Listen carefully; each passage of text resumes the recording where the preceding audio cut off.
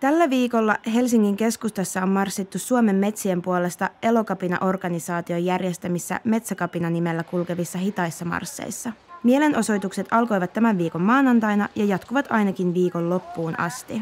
Metsien hakkuut ja niiden vaikutukset ovat puhututtaneet viime vuosina suuresti niiden ilmastovaikutusten vuoksi. Nämä metsähakkuut, ensinnäkin siis ihan se, että niitä puita kaadetaan, niin silloin tuhotaan näitä hiilinieluja.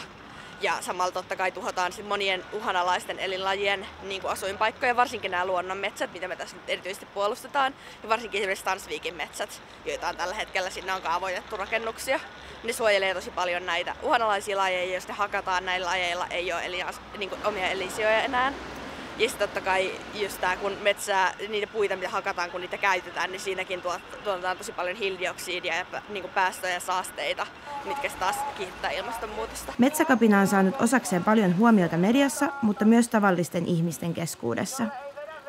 No, muutosvastarinta on aina olemassa, että sitä ei pidä ottaa henkilökohtaisesti. Että tässä ollaan tärkeiden asioiden puolesta liikkeellä ja se herättää ihmisissä tunteita ja toivottavasti myös ajatuksia. Musta tuntuu, että tulee niinku tosi paljon ääripäitä. Et kyllä mäkin tuossa jaoin noita meidän flyereita ja tälleen. Tuli siellä aika paljon sellaisia, että menkää pois siitä hengaamasta ja kaikkea tällaista. Mutta on tullut tosi paljon mun mielestä niinku positiivistakin. Sellainen, mikä on yllättänyt mut iloisesti tämän viikon aikana. Paljon siis ohikulkijat just näyttää peukkua, hymyilee, ottaa noita meidän flyereita. Meillä oli tuossa viikon alussa maanantaina sporakuski, mikä me pysäytettiin, niin se tuli ihan ulos asti sanomaan, että joo, että ihanaa, että teette tätä, olisin itsekin mukana, jos en olisi töissä.